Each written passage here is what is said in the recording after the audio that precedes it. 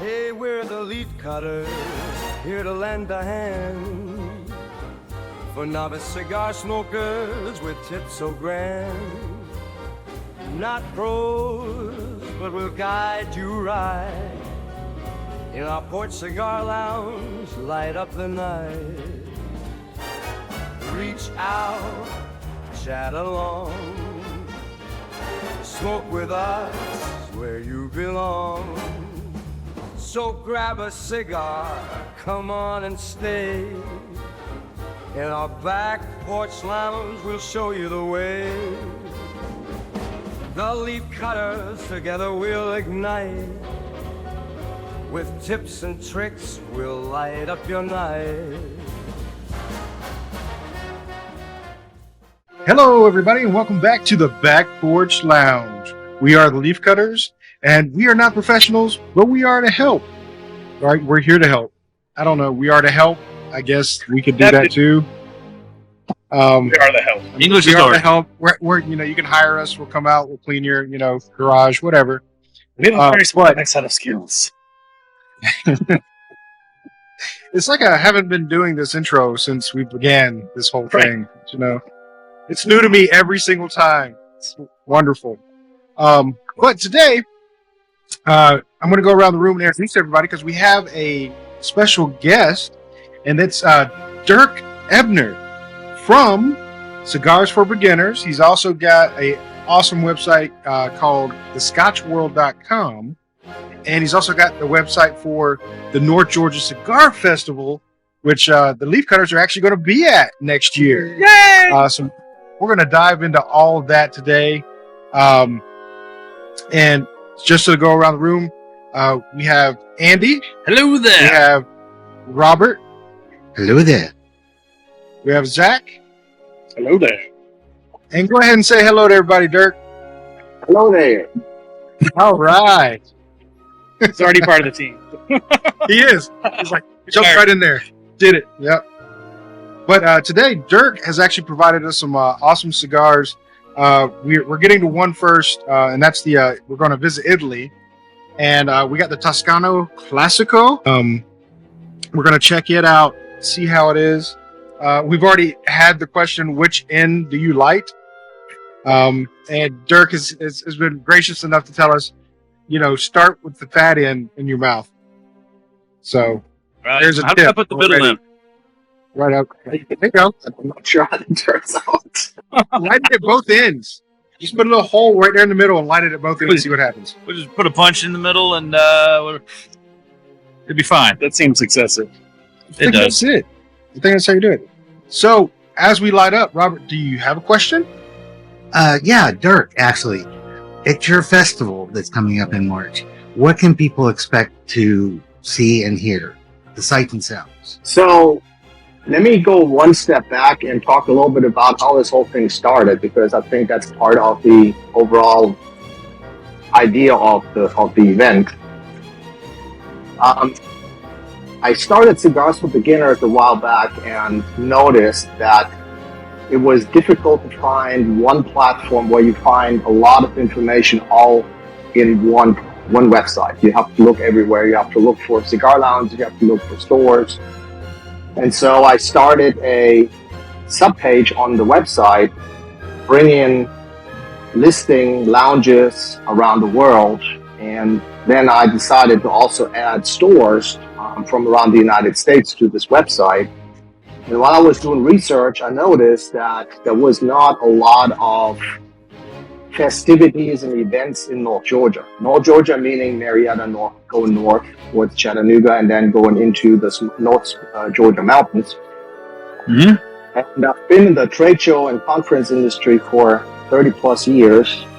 Whenever I see something like that coming up, I'm starting to put my head on and thinking, what can I do in order to change that? So the North Georgia Cigar Festival really came out of the fact that the closest event or events that cigar enthusiasts can go to is a good hour south of here.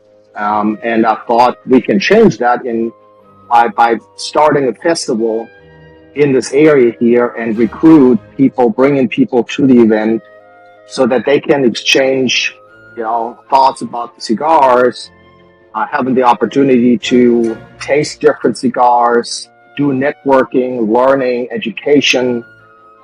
Food and beverages will be there as well. So it's a typical cigar festival event, but in a market that has yet not been touched. There is a void. There was a void. Now it's no longer a void because it's there, but the void is filling with the North Georgia Cigar Festival. Awesome. Very cool. So, following up on that question, with the North Georgia Cigar Festival, what events and stuff are you going to have at it? Are you going to have a roller? Are you going to have a long ash competition? Are you going to have, what are you going to have going on there? So there is going to be long ash. That's definitely. I'm working through finding cigars that are offering the opportunity to everybody, not just 10 here, 20 there. I will work with the cigar company. Hopefully that will give us, enough so that we have sufficient number of cigars for this. We will limit the number of participants per event.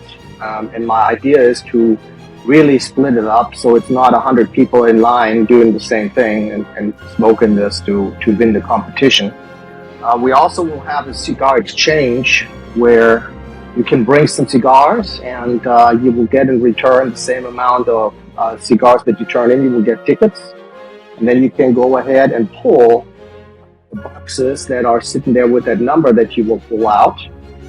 And you will get whatever is in there somebody else put in that box, which I think is sort of interesting because I think one of the biggest things in the cigar, as a cigar enthusiast, is to be brave, if you want to call it that, to try something new.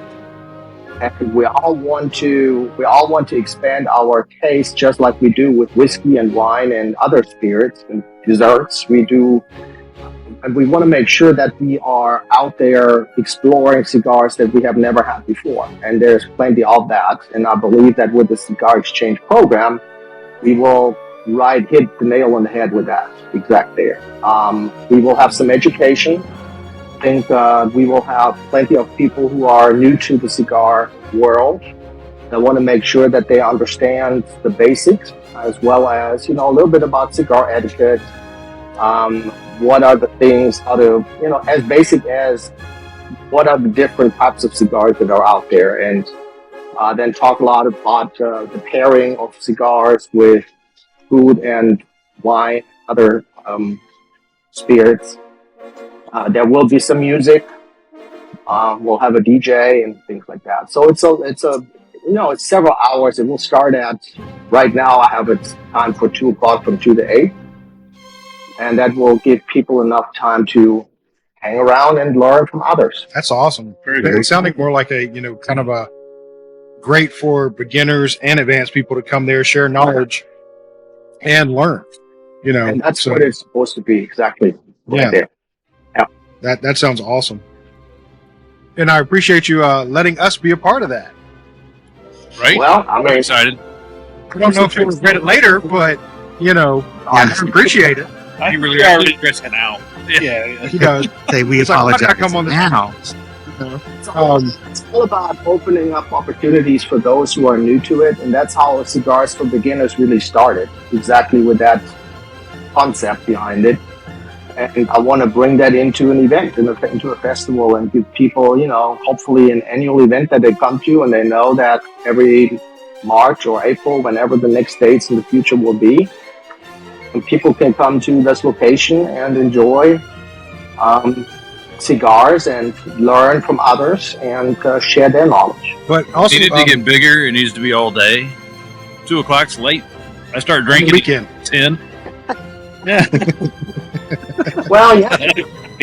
So we also want to have lounge owners and cigar store owners. And if I have this, on another day of the week, and if it's all weekend up here in our area, a lot of those cigar owners and store owners might not make it. Fair point. From 2 o'clock, starting at 2 o'clock, they can come at 11, set up.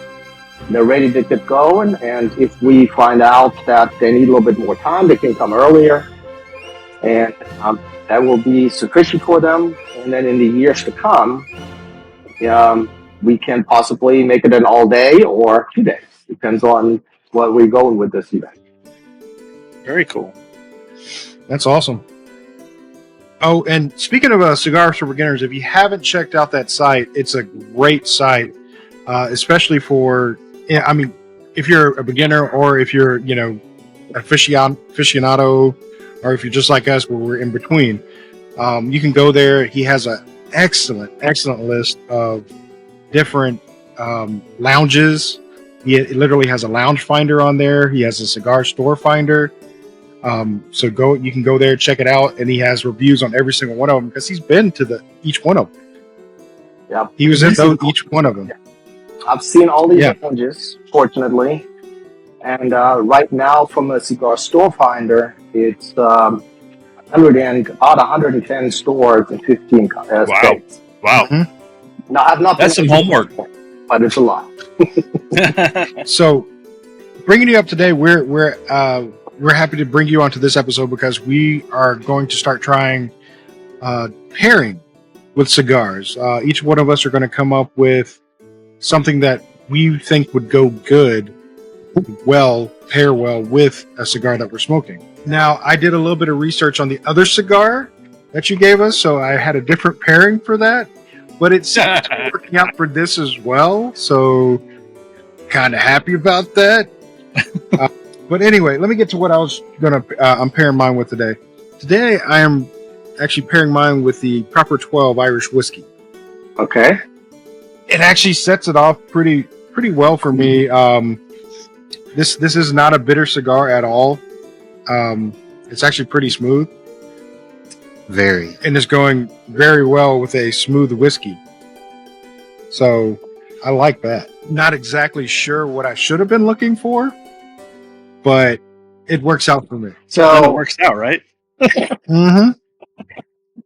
I also run a whiskey club up here where I live, and we have monthly tastings. And this month we had whiskeys from Ireland, Wales, France, and Sweden. And people are always saying, why do you bring in different whiskeys? How do we drink them? How do we pair them? What should I look out for? And I always tell people at the end of the day, it's really what you personally like and what you enjoy. The same thing goes with food. Some people like with wine, with fish, the next person with a steak, the next person with a pasta portion. And I really think that everybody has a different perception of cigars and food pairing. So I'll really say go at it. You know, I actually, when I was in Italy, I got a Chianti from Italy and brought it home, and I'm pairing that with a cigar today. So it's very nice. So don't stop testing and trying. Try whatever you want with it and enjoy it. Yeah, because I have so much stuff in my liquor cabinet, it's hard to figure out what I want to try with everything. So, yeah. Well, the reason I'm bringing up pairing more is like, is there a certain way that we should be trying to pair stuff with different things? Like, you know, when you have a cigar that says it has hints of leather and cedar, I mean, what the hell are you going to try to pair that with? Because, I mean, granted, my, Dr. Pepper with the 23 flavors is always going to work because something's always going to pair with it. But when you're talking about whiskeys, pairing with, or even a wine like you're drinking, pairing with, a cedar or oaky, are you looking for same? Would your wine want a little hint of oak in it, or a little bit of fruity taste? I don't know. Well, the first thing I think, which is very important, is, and whenever you are getting to a new bottle of, let's stick with whiskey. If you take the whiskey and open it up, just like a wine, air has to get to the beverage. So I always tell people, when you have a brand new whiskey that you have never had before, but you heard about or read about it, what I would recommend that you do is put 4 glasses in front of you and pour in each of those glasses about an ounce and a half. And then let that glass sit for a different amount of minutes right in front of you. So I usually recommend 0 to 3, 3 to 5, 5 to 8, or even 10 minutes, and then the last one sits there 10 plus minutes. There are some people who say that if it's a 12 year, you should let it sit there for 12 minutes or 15 minutes. I think it's a personal preference, but what you will find out is that the profile and the palate are on your end, but the profile of this whiskey will completely change. It will really have an impact. And when you swirl it, what you do is, in a Glencairn glass like this, so if you swirl it, you will let air get in. The reason why this is open, this is a Glencairn glass, the traditional glass that you would use for whiskeys or scotch. You can put whatever you want to put in, but it's really made for stuff. It looks like almost like a tulip. And it has a bigger side down here, and the air goes out like this. It shoots out. So when you swirl, you bring air in, and the air pushes some of those flavors in and brings out some of that as well. So what will happen is that the nose will completely change on what you have in front of you. And then take the cigar, if you have the patience. Take the cigar and try each of those 4 glasses, and I would put my money on it that you will be very amazed on how that cigar with each of those 4 whiskeys will change. Wow. That's interesting. I've never tried it. Yeah, that'd be awesome. I had noticed a change with a glass of whiskey as it sits, and I kind of thought of that as being a little bit of alcohol evaporation, a little bit of water evaporation. But that's interesting to kind of time it out like that. Let's say you have an Irish whiskey with just writer's tears. I will pour it in here, and you will see a lot of activity already happening just from pouring it into the glass. It will automatically change colors just a little bit. If you compare the 2 colors, I'm not really sure how good you can see, but you can see that it already changes. Mm-hmm. And so the impact on that scotch, as you let it swirl, it is changing already because the air gets in. So if you swirl it, what will happen is it will leave what we call legs. There's a little film that builds on the inside of the glass as it goes. You can't really show that because maybe they can. Yeah, it's a little bit. Yeah, you can see it. You see it? That's called the whiskey legs. And that will also tell you, just like with a cigar, it will tell you some of the age of that whiskey that is in the glass. So as you let that glass swirl, the whiskey swirl in the glass, try that in the future. The next one, Zach, you have ice in yours, if I'm not mistaken, right? No, this is just a neat pour. Oh, it is? Okay, yeah. So my Glencairn, I think, is packed up already, though. I'm the one that got the ice. I have it. Okay, so if you were to put water, just a few drops of water into your whiskey, or even ice, it has a different impact on the whiskey as well. Absolutely. Just like with the cigar. Definitely. What's interesting about the whiskey legs, I had not heard that before. I've encountered that in wine tasting, but never really thought about it in whiskey. So you're saying the legs are more visible in an older whiskey, or what's the characteristic that you? It shows you how young the whiskey is. A younger whiskey runs down lighter and faster than an older whiskey that stays a little bit longer on the inside of the glass. I gotcha. And it has legs to walk all of that. But I think the idea came from it walks up to the edge of the glass.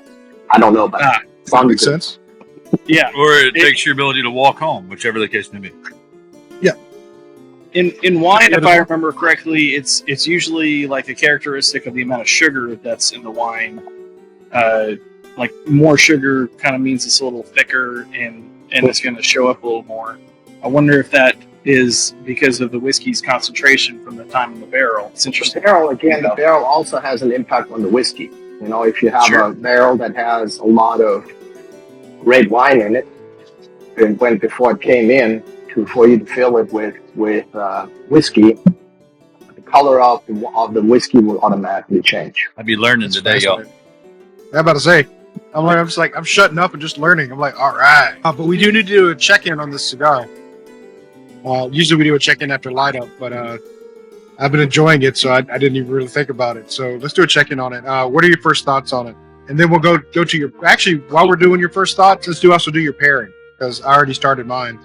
But my first thoughts on this, it's really smooth. I was actually surprised for as it's kind of dark, and it looks kind of. Andy's going to get me for this, but it kind of looked like a big General Grant to me when I first saw it. But it's not loosely wrapped like those are, and it's a very, very good draw on it. I really like the taste of it. What about you, Andy? Well, first of all, I wanted to do magic with it. It kind of felt like a wizarding wand, but it lit up really well. It's got, I'm with you, Gibbs. It's got a really good draw. So before the podcast started, we were talking about kind of what it smelled like. And Dirk, I'm stealing your words, but Black Forest ham is probably a good olfactory word for it. Doesn't come across my tongue that way, because if it did, I'd have gone and got some bread and just gone to town. But it is good. It's got I can't yet place where my palate says it's at. But it's different than the things that I generally smoke. But it's a good different. And I'm drinking. What am I drinking? I'm drinking James I Wouldn't Be Reserve, which is Tennessee straight bourbon from the wonderful people at Old Smoky, because it was the fullest bottle I had and could fit, into a glass.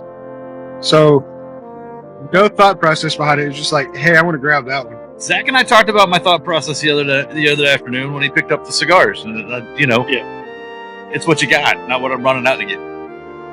Okay, fair enough. Not putting you down. Gotta say it works out anyway, right? I mean, you said it was like a General Grant, so we're not knocking anybody. We don't kink shame. All right. Robert, how about you, buddy? Yeah, it lit up well, kind of still going. I was trying to go for the ash, but it dropped off just a second ago. Ended up in my lap. But yeah, I like it. It's very smooth. It's very, very smooth. I mean, it's almost like, I don't know how to describe it. It's burning great, and I like it. What I do like about this cigar is I do feel like Clint Eastwood and the good, bad, and the ugly. I'm watching Zach, and every now and then he'll hold it in a certain way. I'm like, that's Clint Eastwood right there, boy, right there. See, but I think it's more like one of I feel that. with the big bushy beard. I think he's more like a villain of a Clint Eastwood film, honestly. But that's just me. That's the vibe I get. I don't think there are villains in Clint Eastwood's movies, to be honest. Well, I don't know. Maybe they are, but I don't know. Everybody's kind of a bad guy in there. I was about to say, yeah. In most of those films, yeah, everybody's a bad guy. But I think honestly, Clint Eastwood's the bad guy in most of them because he's usually playing the side against the side. He's the guy in the middle, just playing both of them. So it's like, which one actually is the bad guy in this situation? But sorry, Zach, go ahead with yours, man. You can like the cigar. It does remind me a little bit of Clint Eastwood, just like the thinness, and we were talking about that before we got started, and I gotta admit, it makes me feel a little cool. But as far as like the cigar itself and its flavors, I'm getting a little bit of like kind of black pepper out of it, which, as a few of you know, is kind of a thing I like in cigars. But it's not overpowering. It's a little more approachable than I was expecting based on the smell and like the wrapper taste, which tasted like it was going to be pretty potent. So it's much more approachable than I was expecting. And for being kind of like a non-uniform construction, the draw is really good on it. It's very, very. It's enough tension to kind of feel like you're pulling the smoke through, and it's not just free flowing, but it's not hard to get any smoke out of it. And the smoke output's good. Yeah, I will admit this changed my opinion a little bit. If I had seen this in the store, I might have skipped over it. But now I probably would pick up a little box of it because I kind of like it. Well, they come in this nice little 5-pack, so once you get them, they're really nice to have. They actually came directly from Italy when I was there this summer. I picked up a few of those atmosphere. And I always, like you said, I always thought about Clint Eastwood having those. You know, that's why I was hunting for him. It wasn't that easy to find, to be honest with you, because it's cigars are not everywhere in Italy, at least not where I was. It makes perfect sense because we talked about it earlier before the podcast. With Italy, spaghetti westerns were filmed there. So, what would be the cigar that Clint Eastwood would have picked up? It would have been something like this. So, it definitely has that nostalgia, and we like I said, we've had episodes where we've talked about that specific thing where Clint Eastwood smoking a cigar was kind of an influence for us. Is like, hey, that's pretty badass. So that it definitely has that nostalgia to it. But Robert, what are you pairing yours with today? Diet Coke or Diet Dr. Pepper? Dr. Pepper. Nice. And, How about you, Zach? This is Wild Turkey 101, or as I affectionately call it, Kickin' Chicken. Nice. But that's due to the lack of whiskey in my house at the moment, because I drank down the collection pretty significantly in preparing to move. So less bottles. So, but it is Dirk pairing. was the. Dirk was the only. Came ready with a good glass of Chianti directly from Italy. Mm-hmm. And I thought it would be really interesting to have that. When you smoke an Italian cigar, I thought it would be cool. Do you feel like those kind of complement each other in the right ways? Absolutely. Nice. I definitely can see it. Chianti is pretty heavy. There's a lot of fruit in it. And if you pair that and bring in the Chianti along, cigar first, Chianti second is what I prefer to do. And it really balances it nicely and gives it even a deeper experience on the palate, which I liked a lot. Hey, Dirk, in a previous podcast, I think you were saying that Italy, the tobacco market's mainly controlled by one source.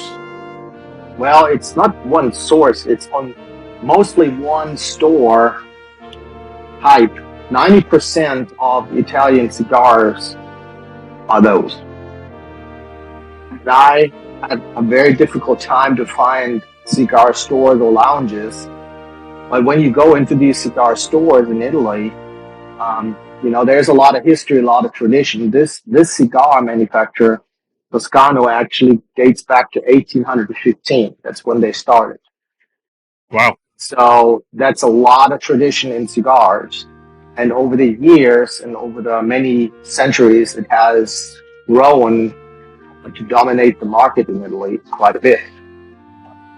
In 1870, interesting, was that you would go ahead and buy a newspaper, and you would get a cigar together at the time. It's sort of like a package deal, if you want to call it that.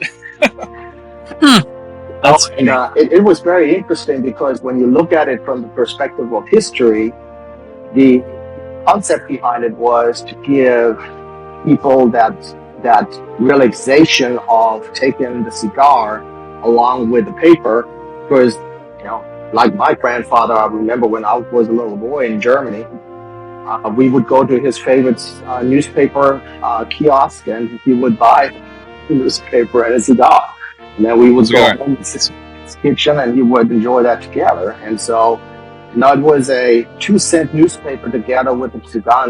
With the cigar was established in 1885.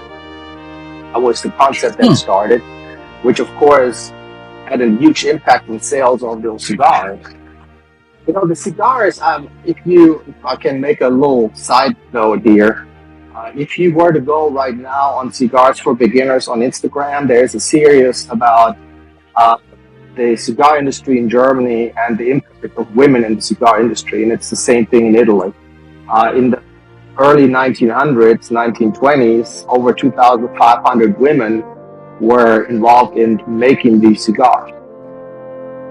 So there is a lot of history in the cigar, and I personally really enjoy the fact that initially when I had it, before I lit it up, it was peppery to me. When you put it in your mouth, you had a little bit of a pepper on it, and when you smell it, it was very earthy. And now that that I'm smoking it, that pepper is gone, for me at least. Come on. Yeah. But speaking of Cigars for Beginners, and you're doing exposés, you're doing one actually on Pairing coming up in October, I caught. I do, actually, yes, that's correct. Yeah. It's got one going up in October, which is actually pairing whiskey, cigars, and chocolate. Very nice. We're going to check that one out. Yeah, those are three of my favorite things. Absolutely. And I think they're right, and they were in the right order. So whiskeys, cigars, whiskey, and chocolate. Yeah, that's the order. That's the order. Yep. Because the chocolate definitely helps. I did a tasting not too long ago where I actually had different types of chocolate with different percentage of cocoa in it. And the impact of that was amazing when you tried that and had the cigar with it, and cigar, chocolate, and then whiskey. Yeah. Put the whiskey on the back end of that. Kind of as a palate cleanser. Well, the chocolate also helps, especially if like you have a strong cigar. We've discussed this before. That chocolate will actually help with any kind of dizziness or kind of too much nicotine going on. It helps immensely. It's my favorite thing. Yeah, mine too. I ain't gonna lie. So in Italy, just like we can stay on. Well, actually, I want to stay on Italy because since you recently visited there, how are the lounges and the cigar shops compared to the U.S.? The cigar lounges are much more traditional in the look and in the feel. It's very often that you have them attached to a restaurant. So you go to the restaurant, you have your pasta, you have your fish, you have your meats, or a lot of cheeses. And then you would go either in the same building or go walk around the corner and get into the lounge. Sit down. It's very heavy, but it's very traditional. If you walk into these cigar lounges, you see the old pictures, the old family pictures, and often these are going through generations and generations. The atmosphere is very heavy leather, dark, with lots of candles and a lot of wine standing in front of you, which is beautiful. And then you can really go ahead and sit down and relax. The atmosphere is very enticing to come back. And I really enjoyed that. I was in 2 cigar lounges, one in Florence and one in Rome. And it was a little bit intimidating initially, to be honest with you, because you walked in and you had this history already at you and looking at you, literally. And to have those cigars there and sit down and have another 2 or 3 glasses of wine, they pour little. They don't, give you the big shots. They give you. You don't get the whole glass. No, you don't get the whole glass. You get a taste. You get a taste, and that taste, they bring you different little appetizers along with that, often meats and cheeses along with that cigar experience. Wow! So you just hit it. You have an experience. Yeah. It sounds like with their lounges. It's interesting. Correct. Exactly. Yeah. There are a lot of our lounges. Your experiences, decent music, fun people to hang out with, maybe some sports, an event every once in a while. But that sounds like they're trying to romance you with a cigar. That's amazing. Yeah. So in your travels, especially with in the cigar industry, I know you're going into all these shops and things like that. What are pricing like?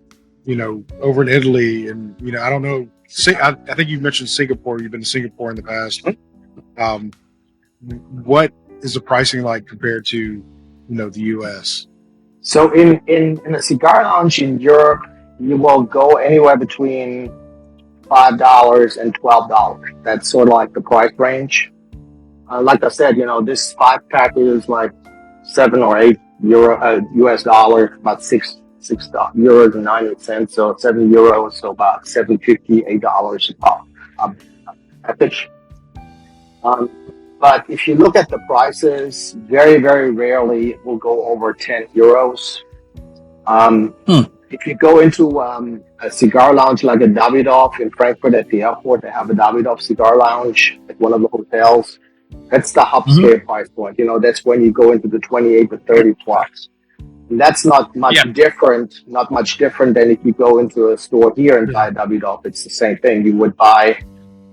That's the upper crust of the cigar here and everywhere else. I remember that I was over in Asia and was completely price shocked when I saw that there was a Davidoff that started at $100, and I was like, No, I have the same stickers. I have the same sticker shock. Yeah. Mhm. So, you have to, but at the same time, for me, when I travel to a location that I have never been before, and I have the opportunity to go into a cigar lounge or a store and then sit somewhere and enjoy that cigar, I'd rather spend a little bit more to have that one-time opportunity and experience than to be cheap and then look back and say, I wish. So I think that you have to sort of I always set aside a little bit money, pocket money for that experience, just to go in and not be money cautious to the extent that I don't enjoy what I do. Makes sense.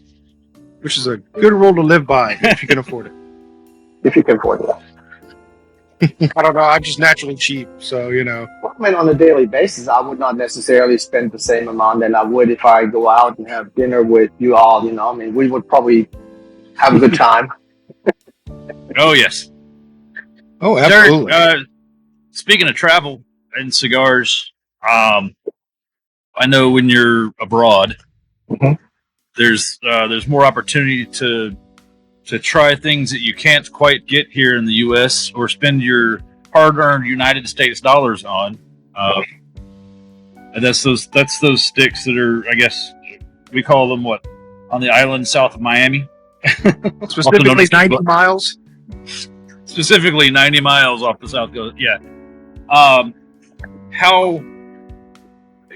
And I don't know that we've asked anybody this that's been on the podcast. How do you feel that they compare to what we have here? I mean, I know I've had my opinions because yes, I've had a few over the years. But how do you feel that they compare to what we have access to here? Does that make sense? It makes sense. Of course, it's accessibility and being able to get those. That doesn't mean they're frequently available. I know that the prices over there are as crazy as they are here. Ouch. Buying some cigars, I know some of those cigars are actually going at a very high price point. So when my brother just visited a couple of weeks ago from Germany, he wanted to have some American cigars, and I took him to a lounge, and we sat down and I introduced some of the cigars, and he had never seen those, and he said he wished he could have those cigars in Europe. And on the other hand, a lot of Americans who go overseas would love to have, these cigars, that brand, and others. But I always say there are a lot of really good cigars in Europe.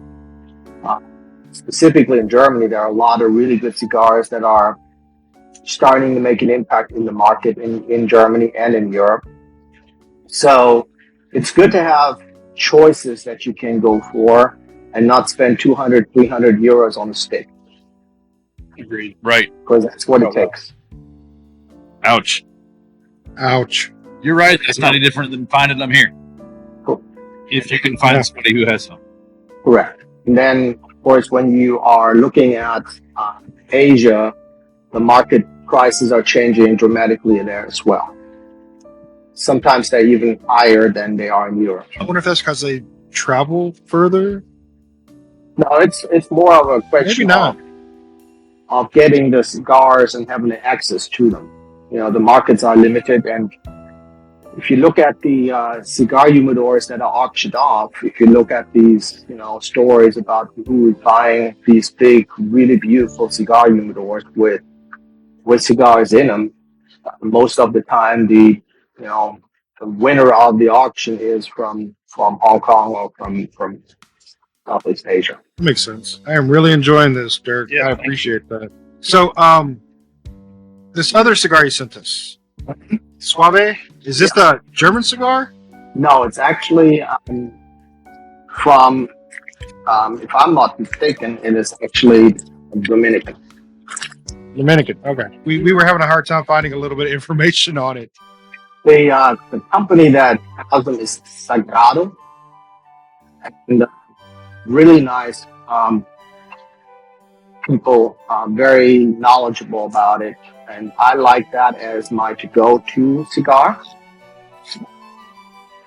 I enjoy it. It's a very light cigar. It's very easy to smoke. Has a lot of flavor. The interesting thing, what I like about it is that it changes from the flavor, like most of the cigars, right in the middle on the second, third, which I really enjoy.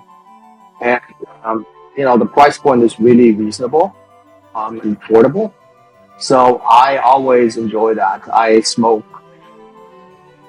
When I go to the lake or something like that, that's usually the cigar that I have with me. Yeah, it did seem. Go ahead, Gibbs. Oh, sorry. It did seem really intriguing when we couldn't find it, and then we found one that we thought was it. It definitely had some interesting notes on it, so I was excited about seeing about it. I didn't remember where the origin was, because of course they tell you what the origin is, but it's made from leaves that are completely different countries. So I didn't know if it was actually made in Germany, but with leaves from Okay. Yeah, I just didn't know. Dirk, going back to the international side, speaking of Germany, and your heritage and the things that you've tried and done there, at least in regards to cigars, do you know what the cigar manufacturing is like there? Is it similar to like what we have here where, so we've had, we'll go with Aganorsa or Roma, and they grow their tobacco on the farm there, and they ship all of that. So they make all that outside the continental U.S. and then ship it in for sale. How does that work? They have tobacco coming in, importing it. They have quite interesting is that some of the cigars are with the Sumatra leaf, which is of course Indonesia. Yep. What also is very interesting is that the cigars there's a huge tradition in cigars in Germany specifically, and again, pitching this a little bit here about cigars for beginners, you will see a couple of articles coming up on my website where I'm talking specifically about the oldest cigar manufacturing or the oldest cigar store in Germany, which is in Munich, dating back to the mid 1800s. I talk about the fact that how many women have been involved in making cigars, just like with the Italian one. It is the reason behind all these posts is really to open up the understanding of a little bit of a tradition in other countries, just to show what the history is and how many different countries have a really deep history in cigars. I think that's something that I can share because I grew up in Germany. I said earlier that my grandfather and I always went to this little kiosk to buy his cigar. There is, in my hometown Gießen, there is a cigar company called Don Stefano. And they are, that was the cigar my grandfather always smoked. And they're still making them in Gießen. But the area has 1,000 women that worked in the 1920s to 1960s in Germany in the cigar industry. And the photos that I put on my posts there are actually from that region. I was able to get some of the original photos and I'm sharing them there. But I really feel that often people don't understand that Europe has a lot of really good cigars. England has good cigars. There is a lot of, just like whiskey, a lot of people don't know that Sweden has excellent whiskey. France has excellent whiskey. So it's the same thing with cigars. You can expand your reach quite a bit. And by getting some of those cigars, I was able to get a box of those cigars that my grandfather smoked, shipped over here to a friend who brought it along. and it was delicious. Wow. It almost kicked me back into the 1970s when I was there with my grandfather. You know, and experience that. My father has been a pipe smoker forever. So when I'm going over there in a couple of weeks, I will be able to bring home his pipes to the United States and line them up for display. So it's nice that experience that I grew up with now. My grandfather That is awesome. smoked cigars, but I have to ask my dad what he smoked because I kind of want to figure that one out because he always, that was like his driving thing. He'd smoke in the car. He was a salesman. He owned a business that did oxygen and first aid sales. So like, you put like an oxygen tank in your business. So if someone had an emergency, you could put them on oxygen while you're waiting for EMS to show up. But I got to ask my dad what he smoked because I'm intrigued now. That would be cool. And my dad was a pipe smoker too. It was always his vacation thing. He would sit in the hammock down by the lake, and I would smell that pipe tobacco, and I'd be like, "Oh, it smells so good." But it's funny, yeah. Relaxation. Yeah. The other thing which I like, and we haven't talked about it yet, and I was wondering if we get there at one point, is one thing that I learned to enjoy while I was in Italy, and I have done it before, but it never really came to me as intense as it was when I was actually in Italy, was the pairing of cigars with coffee. Oh yeah, I'm all for that. We can talk about that all day long. It's one of my favorites. Absolutely. Yes. The espresso with a cigar is a profile that is absolutely amazing.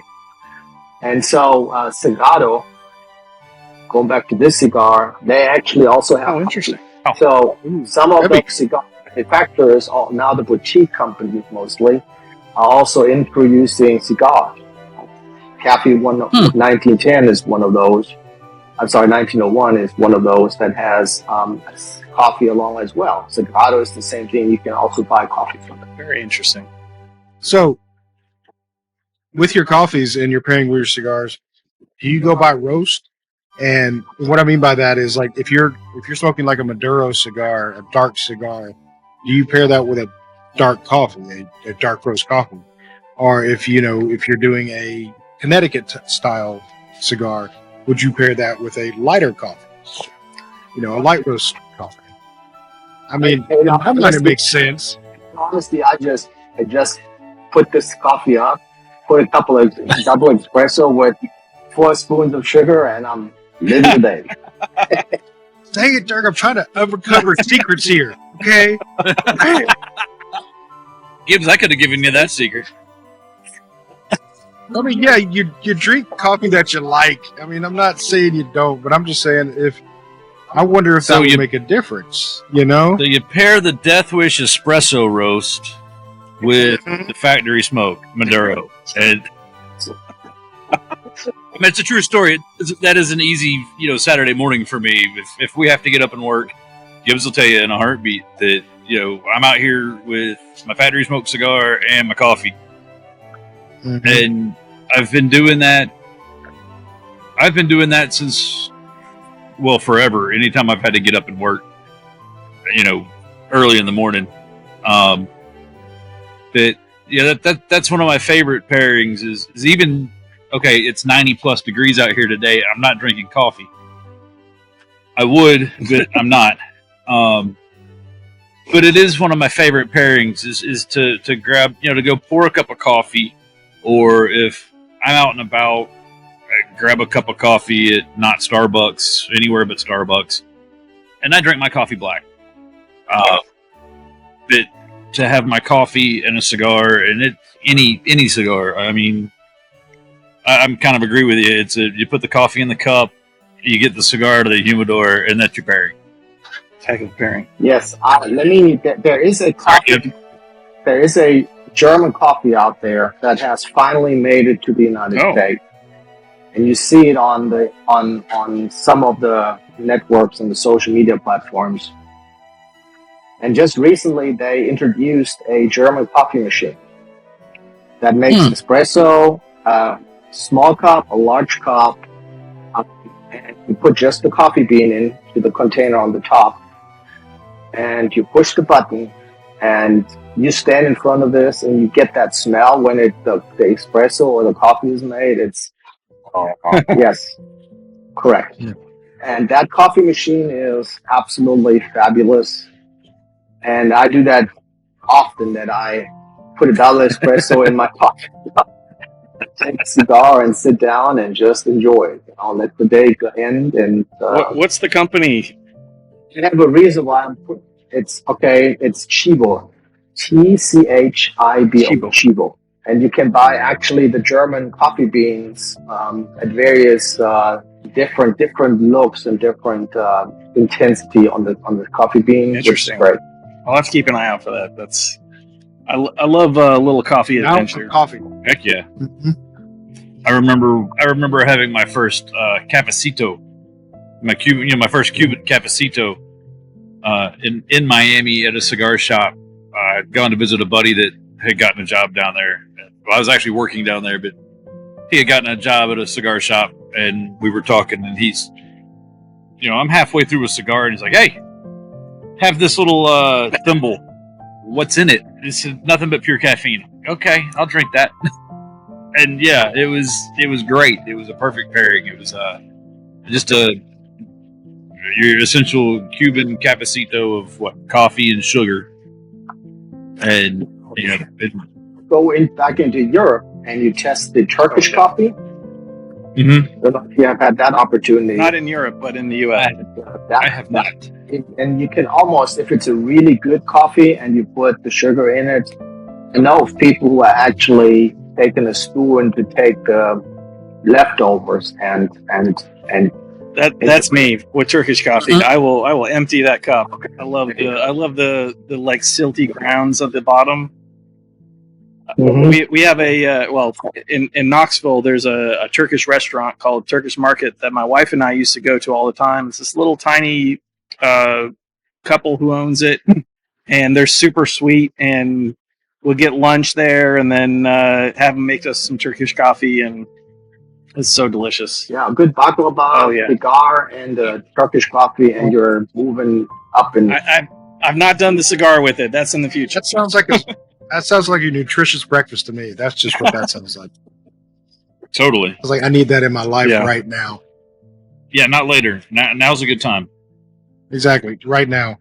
If I had it, I'd probably go off camera and go make some, just because. So I'm actually getting to the sad part of my cigar. It's like Same. really low. Robert's doing pretty good on his. I'm surprised. I'm slow. Dirk still has a whole cigar. It's not he hadn't even lit it yet. See, he knows how to actually enjoy his cigars. Yeah, he's doing all The right. bar makes me want to smoke it faster. I'm trying to enjoy this cigar. It's not like a regular cigar. I know it's very enjoyable. Yeah, I mean, I'm enjoying this one. No rush. I've only got one of these, so I'm dragging it out as long as I can. There you go. I know, right? I mean, you can't go down to the store and pick one up. This is true. Can't order on Amazon either. It looked like somebody was importing them when I was trying to do a little research on it. yeah, there are some out there. You can buy them. I've seen them. It won't be as special. Now, the one thing that I'm is, definitely of course, unique is the warning. The big old- Yeah. The warning label. Health warning. Yeah. Thank you, European Union, for letting us know that smoking may or may not be bad for us. That's I've one thing seen that on. I've noticed about all the EU stuff. Man, that is front and center. The label of the cigar usually isn't even as big as the warning label. Mm-mm. Now, one thing on my to-do list actually is to go to Dortmund one of these years in the future, to go to Intertabak, which is the biggest European, if not worldwide, cigar trade show. I need to put that on my list. It's coming up middle of September in Dortmund, Germany, and it's supposed to be a cigar trade show on steroids. Wow, One of sounds these days I will make it over there. And then you come back and you go to IPCR, which is no longer IPCR. It's the PCA. PCA. PCA, It used to be the IPCR. Is that the one in which we're International trying Pipe. to Is that the one get in into. Florida? That's the No, one. it's New Orleans. Oh, It's in New gotcha. Orleans this year. Next year. Gotcha. It's in New Orleans. It's in New Orleans in 25. It's it was in Vegas this last year. And it's It huge. was in Vegas. And it's going to be in New Orleans. And like I said, we're trying to weasel our way in there. Maybe we get a press pass or something. We're trying. I want to go. Yeah, it's huge. Do you have something, Andy? Dirk, is there? Yeah, sure. Being up in North Georgia, having been from Georgia, I don't recall. So one of my favorite places to visit, of course, is Helen, right? Like the old Salty Inn, and then moving on up to Helen. And so, do they happen to have a cigar shop in Helen? And I've just missed it over all these years. I have not found one in Helen. They have one in LJ, which is relatively young. Okay. They have one in Blue Ridge. It's the next one up. There's one in between LJ and Blue Ridge. And then further south of where I am, Woodstock has a really good one. And then Marietta, Austell, that area, Kennesaw has quite a few. Yeah. Very A nice. few, yeah. I think Woodstock is where the cigar shop is. That place is called the Cigar Shop. Yeah, they have some rare stuff. Oh, nice. I highly recommend that one if you're ever down in this area. Go to that one because they have such rare stuff that I'm amazed when I go in there and just see all the stuff that they have. Sounds like a field trip, Gibbs. Mm-hmm. Get in the car. If you ever make it over to Kansas City for whatever reason, I would recommend that you go to Outlaw Cigar and Brewery. That's a really good one. I've got a buddy that goes there on the regular. Oh boy, that's really good. That's amazing. And they have concerts and they have a lot of good events going on there. So it's definitely worth that. Like 21 or 22 craft beers there. I thought you had stock Right in up your for a alley, minute Zach. there because I saw so many posts from you about it.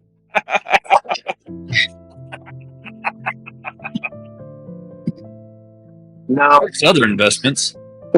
I know, right? You invested in Outlaw right there because I see so many posts about it. Like, well, I mean, we do follow you. At least me personally, I look at your stuff.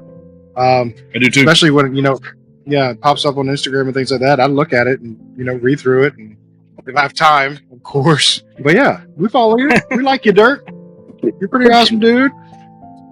I remember we had a good old time at that cigar store just outside Atlanta. That was a good. Oh yeah, I got a story about that. Okay, so Dirk, when we're going to meet for the first time, I grabbed Grim, and we're going to go up to meet him. And I'm sitting there thinking, oh, he has a place all nice and picked out. We're going to go meet him, say hi, and I figured out he was actually doing reconnaissance for his website. He didn't really care about the place. He just never been there before.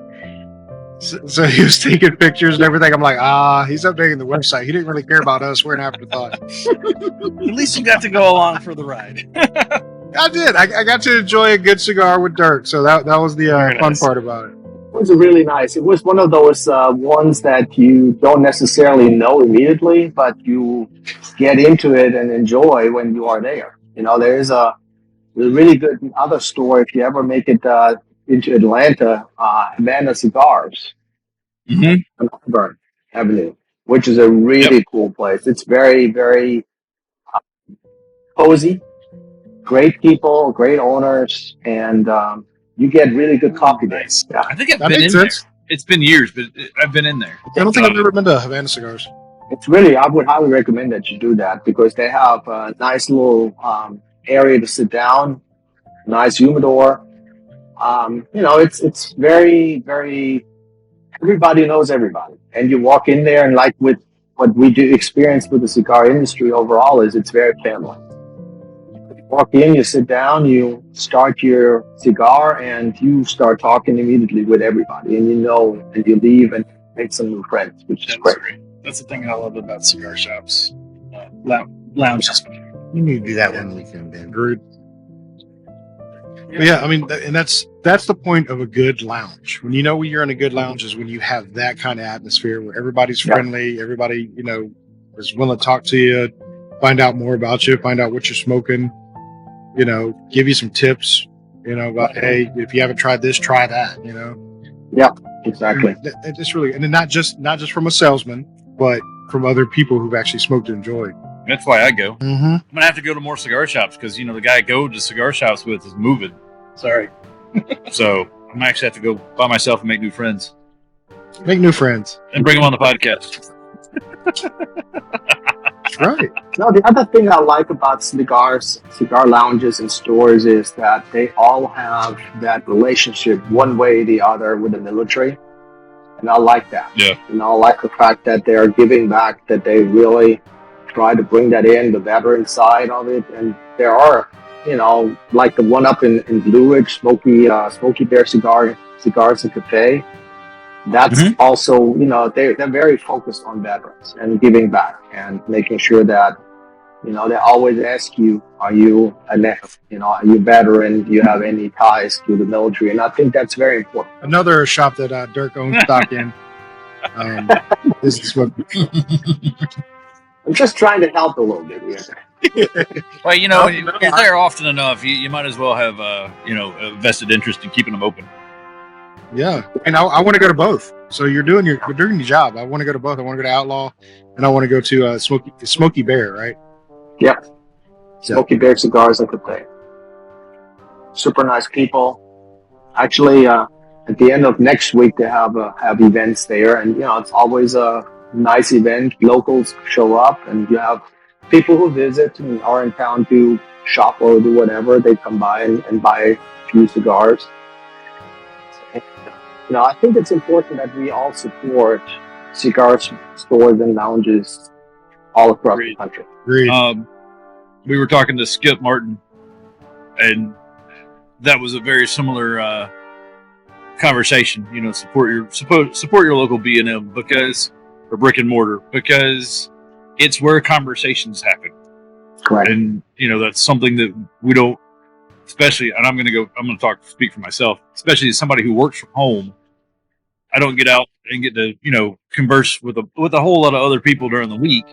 It's a good opportunity to go to a brick and mortar, grab a cigar, sit down, and seriously make friends and have conversations, and get different viewpoints on things in life in general. Mm-hmm. So yeah, definitely support your local B&M, and I'm going to say support Penny and Penny's Public House, even if they're not local. It's a couple hour drive from here. And when I say a couple hours, it's what is that we figured out? What was it, like 18 hours? It's more than that. It's Louisiana to New Hampshire. Yeah, 23, I think. Yeah, that'll work. That sounds rightish. I'll pick you up on my drive through Knoxville. Sounds good. You're not going to be over in Knoxville already when I'm there, right? Probably too early. We're still working on our move date, but we've got to sell a house and do a few things here in Louisiana. But Zach knows all the good. Well, I used to frequent Smoky. Or the one. I've been to Blue Smoke, which you mentioned. That was very close to my house. It's a smaller shop, but they had a decent selection for the size, and people there were nice. But the Smokies was my regular spot, and the owner there is cool. I'm trying to remember his name, but they had events pretty regularly, and kind of got to know a little group of guys, and we go. I ride motorcycles, and one of them rode motorcycles, and so we talked about bikes and stuff, and just interesting people that end up there from all walks of life. There'll be, a guy that works at Starbucks talking to one of the most successful lawyers in Knoxville, just like they've been hanging out every day. It was just really, an inviting location. Really, really enjoyed that. The other thing which I enjoy about the cigar industry is the fact that we all share. We all share, and I've met so many cigar enthusiasts who follow the rule, their rule of buying 2 cigars, and they buy one for them and one to give away. And I think that's really cool, because when you go into a lounge or in a store and you sit down and not necessarily immediately have one, I've been asked so often, you want a stick? just be nice, and that's wonderful. We have a cigar club here in the area, in particularly where I live, and it's about 80 people. We meet every other week at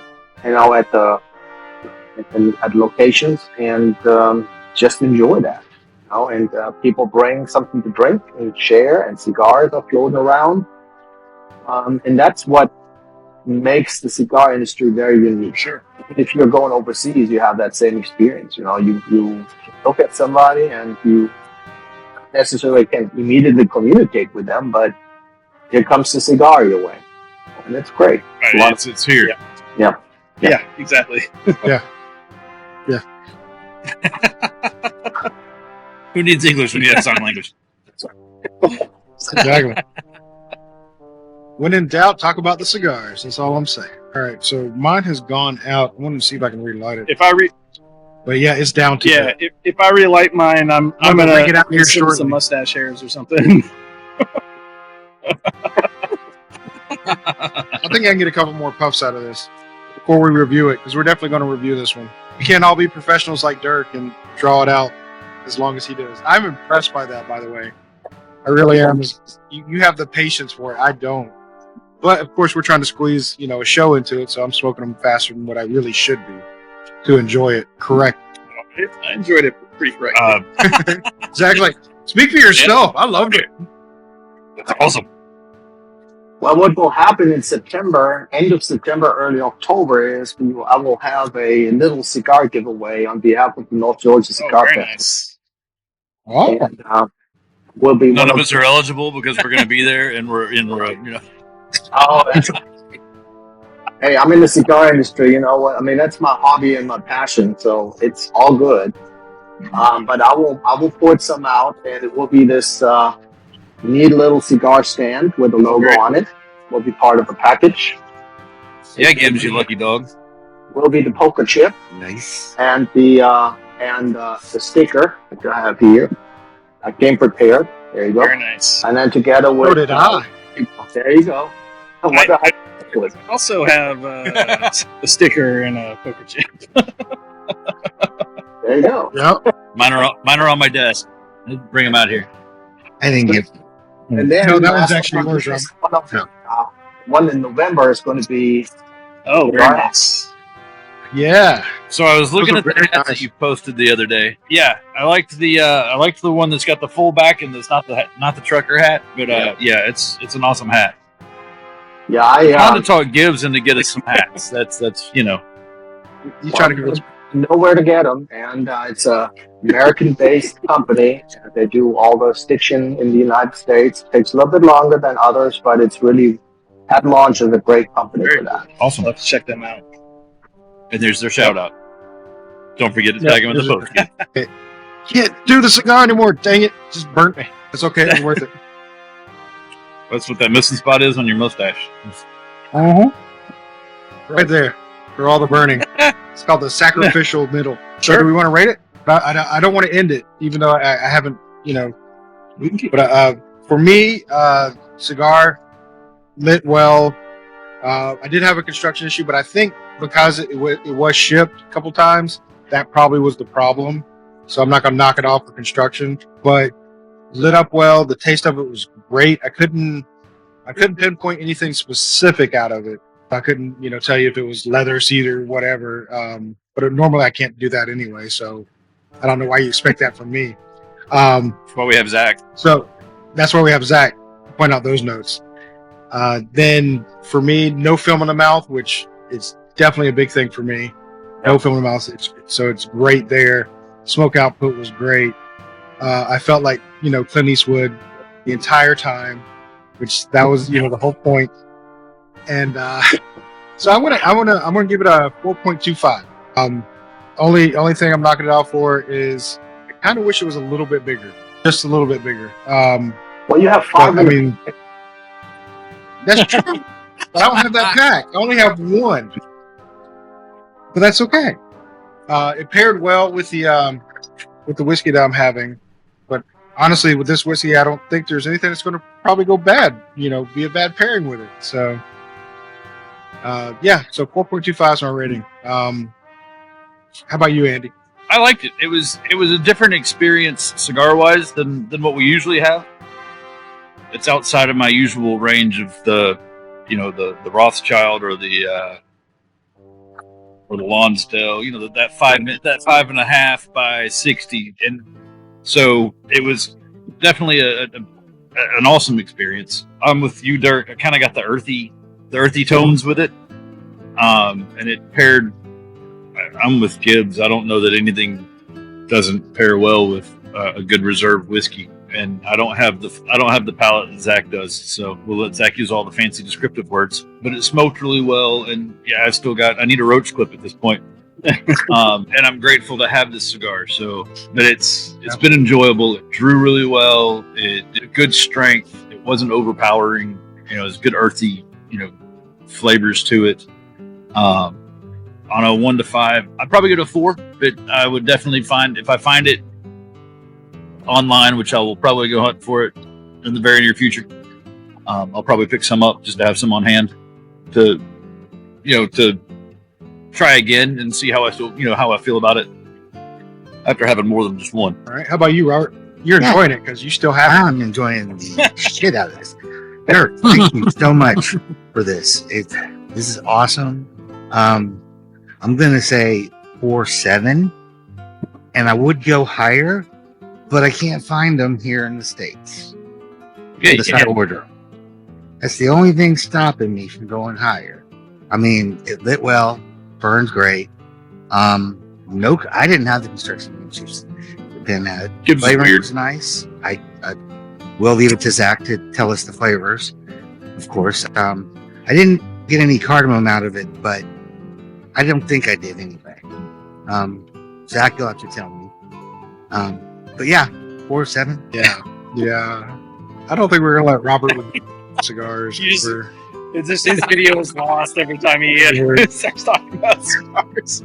Actually, I think I'm gonna edit it to the point where he says, "Thanks, Dirk, for the cigar," right, and cut it off there. That's it.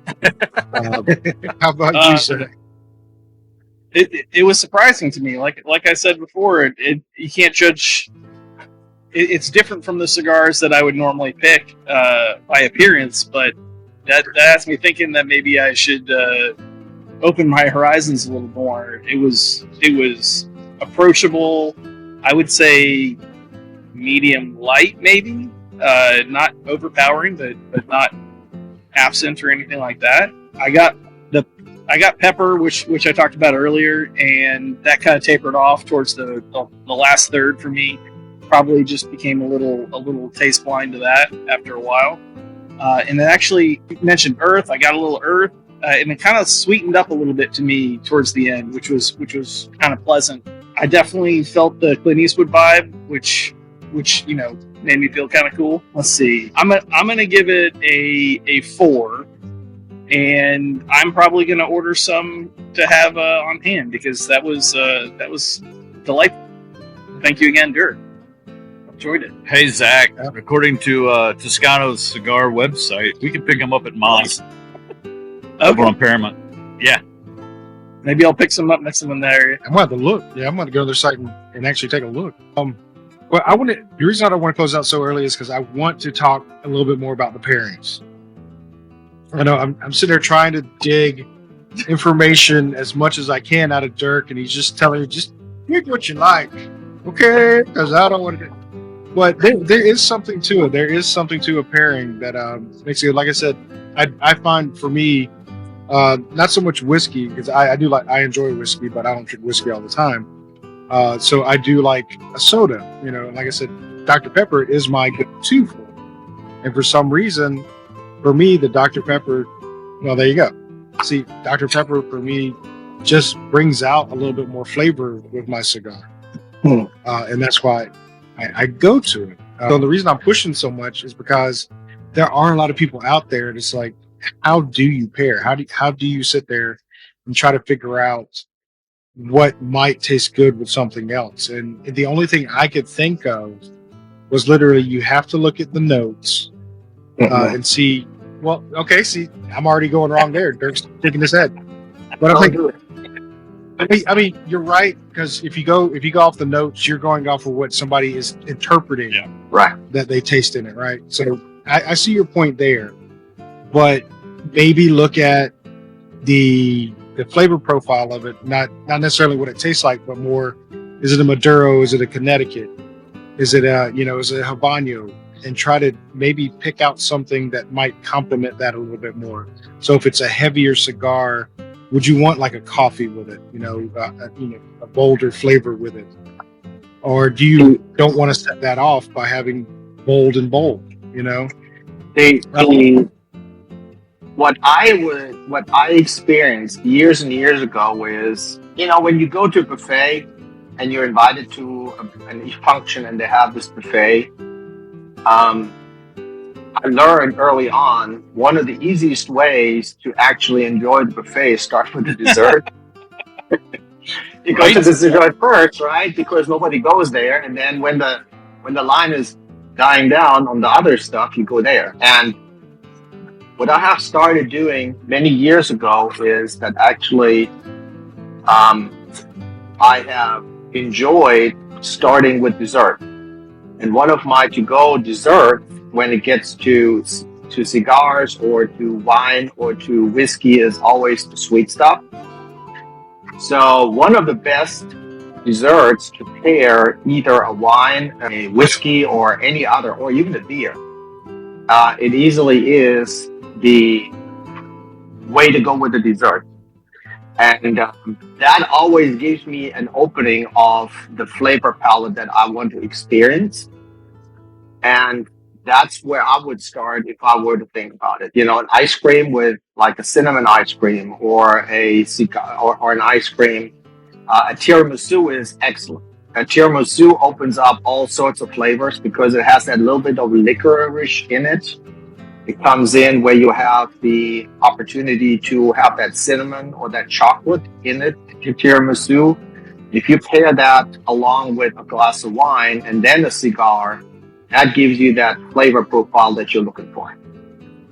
It's really amazing to experience that, to go in and have the tiramisu along with wine and the cigar. That together is my favorite way of experiencing a cigar. I didn't think about that. I'm going to have a slice of apple pie and a cigar. Mm-hmm. Apple pie with cinnamon in it. And what I always do with the tiramisu is I always put the tiramisu in first, followed by the red wine, and then the cigar. Yeah.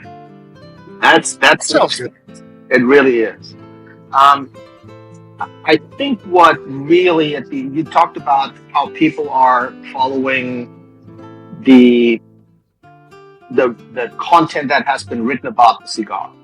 And I think it's a great direction, but it should not intimidate you in order to explore your own profile on a cigar or a wine or a whiskey, whatever you pair it with. Start and be comfortable, be wild, if you want to call it that, and really direct and try different things. I personally, I'm not kidding you all, I have never, ever, ever, and I'm now living here in the United States for 30 plus years, I have never had a Dr. Pepper. I'm sending you a case, Dirk. Yeah. Never had that. Heard that the sugar in the Dr. Pepper actually is making a difference in it, and I think that's why I personally prefer the tiramisu with it, because it gives you that all these variances in that dessert, and gives you really that flavor, and it opens it up. And if you were to take a whiskey with a tiramisu and a cigar, my recommendation is to try that. I always tell people, when you go with the cigars and you're starting, go with a light or medium body of the cigar to really get into it. When going back to the Scotch, when a lot of people that are drinking bourbon are not trying to go into Scotch, they make that mistake that they go with the heavy peated stuff like the Lefroy or the Arbor, and that often kills that experience completely because it's so overwhelming. And it's the same thing with cigars. You are taking a dark cigar, and dark doesn't necessarily mean heavy. That we also know that. So you True. don't have to be scared by the color of a cigar. But if you are looking at something pairing, go with what you would drink normally and bring the cigar into the game and experience it that way. That's, from my point of view, a better way than to really 100% rely on what you read. It's a great direction. I still struggle often with all the nuances of what is supposed to be in that cigar, what I'm supposed to find. It's the same thing with Scotch. If you put a Scotch in front of me and tell me all these fruits and all this, what you're supposed to find, maybe I'll find it, but not necessarily. Yeah, I wholeheartedly agree there. Because, like, going back to what we were just talking about earlier, was we rely on Zach to pull out flavors for stuff because we don't get those hints of what everybody's saying is in it. We just don't get it. We enjoy the cigar, we don't enjoy the cigar. We like the taste, we don't like the taste. So if you're out there and you are learning about cigars and you're starting it up, we've been doing it for years, right? Correct. And we don't hit those tastes. So if you don't get those tastes, you're not doing it wrong. Right. You just don't get those tastes that they're saying. It's okay. Just focus on, are you enjoying yourself? Do you like the cigar? Yes. Then, get you another one like that. If you don't, move on to something else, I had a friend who was jokingly saying, I recently went to the store and bought some rice pudding. I thought he was joking. We sat down at his house and he brought out this prepackaged rice pudding. I thought he was making a joke, right? It was not. It was a very interesting pairing and experience to have that rice pudding along with the cigar. And I'm sure everybody who is going to watch this broadcast later on is going to say, this guy over there from Germany is weird. But I had a good time with it. I think that it's really, you need to be, just with every food or beverage out there, you need to be out there to try something new, because that's really going to be an experience, and often you have it one time. If you do the same thing a week later, you will have a complete different experience. And that's the beauty of pairing in general, that every time you do it, even the next day, if you eat leftovers from your steak that you had and put a vegetable with it, and then you pair it with a cigar, it's completely different. Definitely. Absolutely. I neglected to talk about my Wild Turkey 101 with my cigar as a pairing. It was not bad, but it's probably not the whiskey I would have chosen if I had other options in my house. I think a little bit of a sweeter whiskey, something maybe like something wheated, or maybe even an Irish like Gibbs had, would probably be pretty good. Some of those sweeter tones I think would complement better than this particular whiskey. It wasn't bad, like I said, but it just wasn't like a stair step up with it. It was kind of like the cigar was here and the whiskey didn't quite match up. But now I know that. I'm gonna try a different one next time. There you go.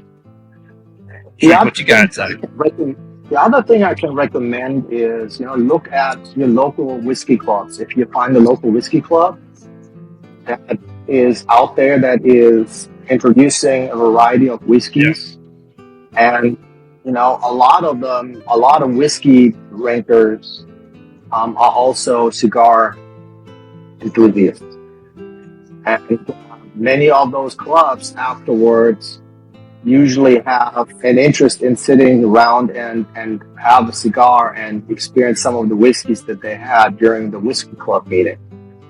And that's a great way of getting access to a wide spectrum of either wine, if it's a wine club or a cigar or whiskey club or whatever, or beer. Yeah. People like to share and like to get together and share their experience, but at the same time, you can learn an awful lot from all of these clubs. That's a good point. Yeah, that's a great point. Like, even my neighborhood, they have a whiskey tasting every once in a while. It's like usually once a month they all meet. Just everybody brings something, and you get to try different things. Now, I'm an introvert, so I don't go to these things, but that is a great suggestion. Well, So what you're saying is, but I mentioned it earlier, but the Whiskey Club, we had this Irish, Welsh, French, and Swedish whiskey tasting. Yeah. Several of us were hanging around afterwards, and we talked about, how we can pair that with cigars. And of course, being the salesperson that I'm not shy of pitching the North Georgia Cigar Festival.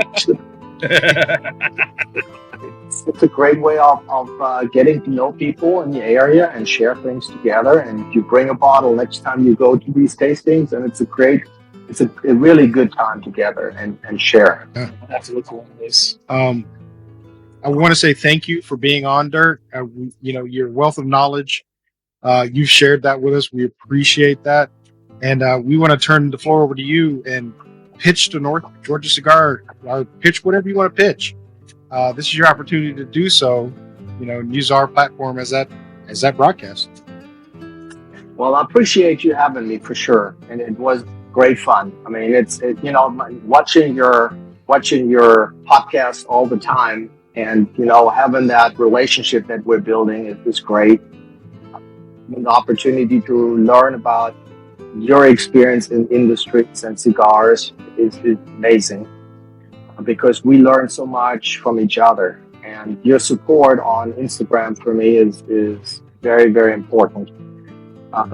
I look forward to having you at the North Georgia Cigar Festival in March of next year. March 23rd, you can already go on and do cigar. You can already purchase tickets. I know it's a long way out. We definitely will have vendors, and there's opportunities for sponsorship for these vendors.